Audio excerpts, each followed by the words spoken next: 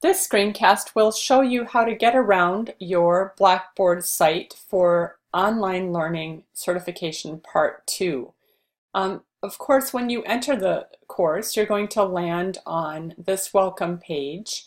And if you need to review this video, you'll find it below the welcome announcement on the landing page.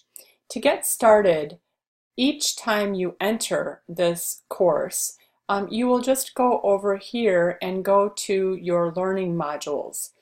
This is the place, you click here, this is the place where you're going to find instructions for each assignment that you'll need to do in the course. To find your instructions, you'll scroll down the page and just read and click on whatever you need to click on. The instructions are listed in steps to make them clear and sequential for you. In the left-hand menu, you will also find instructor information. If you're interested in background information about me, you will find Blackboard design tutorials. These are the tutorials you use when you're creating things in your own train site. Notice that you'll need to ask for a train site, and that will be in your instructions. Your train site will be your own Blackboard course that's just for you to play in. Practice things you're learning, create your own discussion forums, blogs, and other things in Blackboard as you use the tutorials in this site. This has screencast tutorials which will show you how to develop screencasts like the one I'm using here to show you how to get around in your course. And then here are Blackboard tutorials that are for students, but you may find them very useful as well. I'll click on this so you can take a look. You can see that these tutorials show you how to do things like create a blog entry.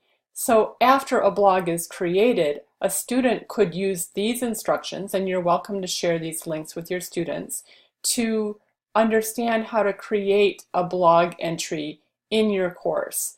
Now, you can use these instructions as well if you're planning on participating in the blogs that you have created for your students. So you can create blog entries with your students inside of a course as well. Same with the other instructions here. They show you how to attach a file inside of a discussion forum, for example. So you can come back and take a look at those, and again, copy and paste the URLs if you want to share any of those with your own students. Now, scrolling down below the tutorials, here are the course tools. We have 3 collaborative tools in the course. One is discussions. If you click there, you'll see that we have a raise your hand help desk discussion forum in this workshop. Now, this workshop is not interactive. You may be following the instructions in here all by yourself without anyone else enrolled in this workshop while you are in it. So we don't have interactive discussions in this workshop, but you're very likely to have collaborative discussions in your own courses. This just gives you a chance to practice by asking questions, and I will respond to any questions that you ask in this raise your hand area. There's a blog section. I have included a couple of activities for you so that you can see how a course blog is different from an individual blog and why you might want to use one versus the other depending on the learning goals you have for your students. And then we'll also have a wiki activity or two so that you can learn a little bit more about how and why you might want to use wikis as well.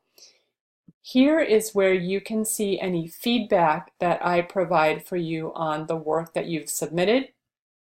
And here is instructor contact and bio.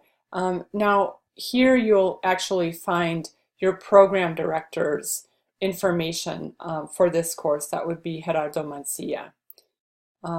And then you'll also find an end of course survey that you will be asked to complete. So that is the navigation menu. It's very straightforward. Most of the time when you come in, you'll just come straight to learning modules and get your instructions there. for any activities you have not finished yet. There will be a total of, I believe, 10 activities that you'll be asked to do for this workshop. I hope you enjoy it. Anytime you have questions, feel free to reach out to me, Rebecca Zambrano, rzambrano@edgewood.edu, or give me a call. Thanks so much.